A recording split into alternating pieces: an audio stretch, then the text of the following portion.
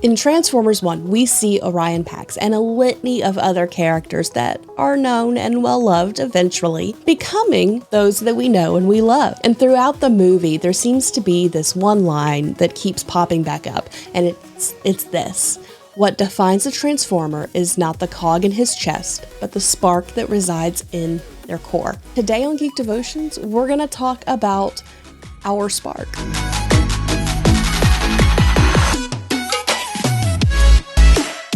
Hello and welcome to Geek Devotions, the show from devoted geeks who are devoted to letting people know that they are loved. I'm Celeste and we are so glad that you have hit play today.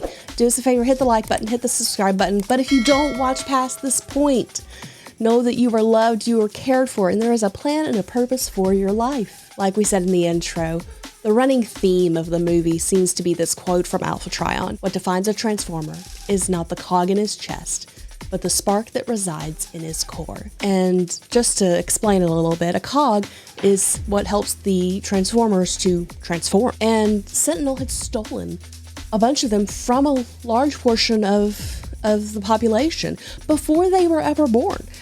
And he took it from them. But the spark is the equivalent of their heart. It's the organ that keeps them alive, it keeps them running. When Orion told the others what was going on, what Alpha Trion had told him about what Sentinel had been doing, he reminded them about this quote because he could see that it had stirred up in them the same feelings that he had had stirred up in him. Feelings of not being good enough, feelings of being less than, feelings of not being equal to the Cybertronians who had their cogs. These feelings of not being enough, these feelings of not being as good, or people just being better than you, is something that happens amongst Christians. It happens amongst everybody. Not the whole transforming part, but the feeling like we're not good enough part. And there is one verse that's great to remind us when we get those feelings. For in Christ Jesus, neither circumcision nor uncircumcision avails anything but a new creation. Paul is talking to the Galatians and he's telling them that in Christ everyone is equal. They've been having some debates between the Jews and the non-Jews, the Greeks and the not Greeks, and people were drawing lines and having issues. At the same time, we draw our own lines sometimes. We tell ourselves that because we're not like XYZ, because we don't have this gifting, because we don't have this personality type, because we make mistakes, we're not as good.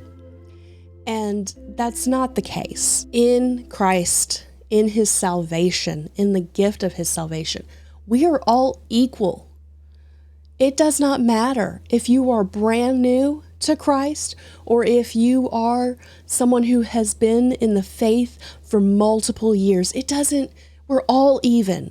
We're all equal footing. When we come to God, we come with our different personalities. We come with our different giftings, and he can use us no matter what. Now, does that mean that we don't have to grow and mature and strive to learn to be better than what we are? No, that doesn't take that responsibility away from us at all. And if you are a new Christian, you are not instantly a theological scholar. You don't automatically know all the answers. Just a quick peek.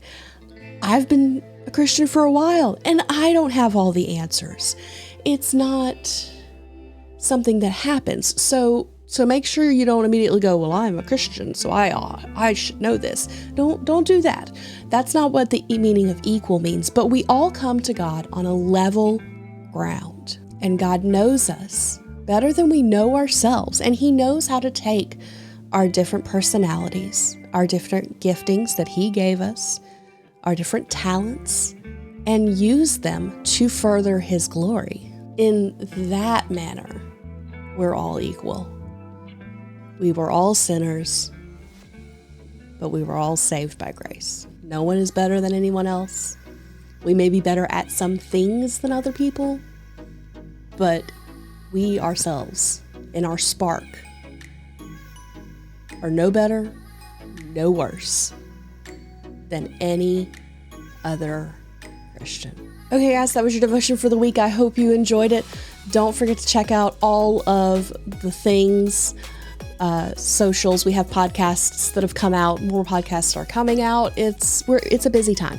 We have lots of things happening, lots of content coming. Big shout out to Christian from Crafted for the Call. He made a rug of Glicks for us. He seems like he's a really cool dude. We're going to try to get him on a podcast here soon, so that may be coming, just so he can talk about what it is that he does. But thank you so much for the rug. It's super nice. We love it.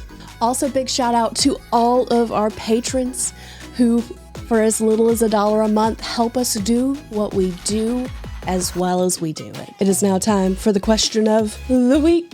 Question of the week is this: do you enjoy Transformers? I like them.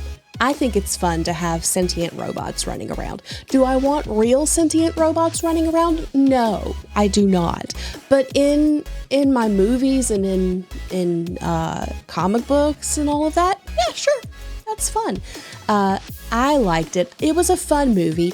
It was not as intense as some of the other Transformers things, but it also paid homage to some of the older stuff too. So it was pretty cool. I liked it.